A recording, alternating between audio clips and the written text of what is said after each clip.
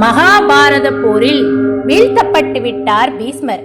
நினைத்த நேரத்தில் உயிர் விடலாம் என்று அவர் பெற்றிருந்த வரமே இப்போது அவருக்கு பெரிய கஷ்டத்தை அளித்துக் கொண்டிருக்கிறது. உத்தரயாணத்தில் உயிர்விடலாம் என்று நினைத்த பீஷ்மர் அர்ஜுனனால் ஏற்படுத்தப்பட்ட அம்பு படுக்கையின் மீது படுத்திருந்தார்.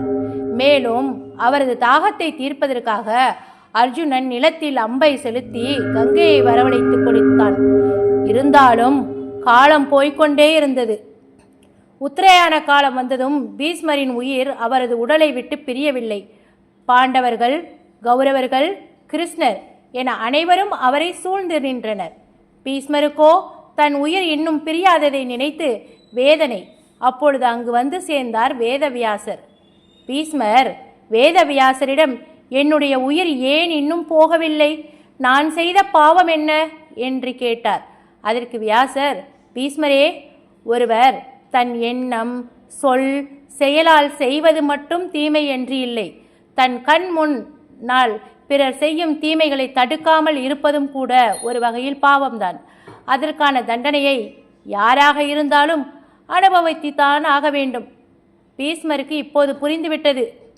தன்னுடைய இந்த வேதனைக்கான காரணம் திரௌபதியை துச்சாதனன் துகில் உரித்த போது சபையில் இருந்த அனைவரிடமும் தன்னை காப்பாற்றும்படி மன்றாடினான். அங்கு இருந்த அனைவரும் அங்கு ஒரு பெண்ணுக்கு நடக்கும் கொடுமையை கண்டும் காணாதது போல் இருந்தனர். அவர்களில் பீஷ்மரும் ஒருவர். அந்த பாவம்தான் தனக்கான இந்த தண்டனை என்பதை உணர்ந்த பீஷ்மர், இதற்கு என்ன பரிகாரம் என்று வியாசரிடம் கேட்டார். பீஷ்மா, ஒருவர் தன் பாவத்தை உணரும் போதே அது அகன்று விடுகிறது.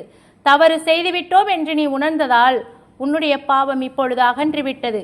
ஆனாலும் திரௌபதி சபையில் கூக்குரலிட்டு கதறிய போது கேட்காதது போல் இருந்த உன் செவிகள், பார்த்தும் பாராதது போல் இருந்த உன் கண்கள், தவறை தட்டி கேட்காத வாய், அசாத்திய வலிமை இருந்தும் தெனாவட்டாக இருந்த உன் தோள்கள், வாளை பயன்படுத்தாத உன் கைகள், இருக்கையிலிருந்து எழும்பாத உன் கால்கள், தவறை பற்றி யோசிக்காத உன் மூளை, தலை, இவற்றிற்கு தண்டனை கிடைத்தே தீர வேண்டும், அதுதான் விதி என்றார் வியாசர். அதனை கேட்ட பீஷ்மர் வியாசரிடம், தவறு செய்த இந்த உடலை பொசுக்கக்கூடிய வல்லமை படைத்த ஆற்றல், இந்த உடலை பொசுக்கக்கூடிய வல்லமை படைத்தவர் சூரிய பகவான் ஒருவரே. சூரிய சக்தியை என்னுள் அனுப்பி என் உடலுக்கு துன்பம் தாருங்கள் என்று துக்கத்தோடு வியாசரை வேண்டினார். வியாசர் எருக்க இலை ஒன்றை கட்டி, பீஷ்மா, எருக்க இலை சூரியனுக்கு உகந்தது. இதன் பெயர் அர்க்க பத்ரம்.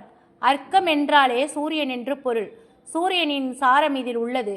சந்திரனை தலையில் சூடிக்கொண்ட எம்பெருமான் சூரியனின் உருவமான எருக்க இலையையும் அதன் காரணமாகவே சூடிக்கொண்டிருக்கிறார். ஆகவே இந்த இலைகளால் உன்னுடைய அங்கங்களை அலங்கரிக்கிறேன். இதன் மூலம் உன் உடல் வெப்பம் சாந்தியாகும் என்றார். அதன் பிறகே பீஷ்மர் தியானத்தில் மூழ்கி ஏகாதசி அன்று தன் உயிரை உடலிலிருந்து விடுவித்துக் கொள்கிறார். அவருக்கு சிராத்தம் போன்றவற்றை செய்ய யாரும் இல்லாமல் திருமணமாகாத நைஷ்டிக பிரம்மச்சாரியாக உயிர் நீத்ததை நினைத்து வருந்திய யுதிஷ்டரிடம், வியாசர் ஒழுக்கமே தவறாத பிரம்மச்சாரத்திற்கும் துறவிக்கும் பிதிர்க்கடன் என்பது அவசியமே இல்லை. அவர்கள் மேம்பட்ட ஒரு நிலைக்கு போய்விடுகிறார்கள். இருந்தாலும் உன் வருத்தத்துக்காக இனி இந்த பாரத தேசமே பீஷ்மனுக்காக நீர்க்கடன் அளிக்கும்.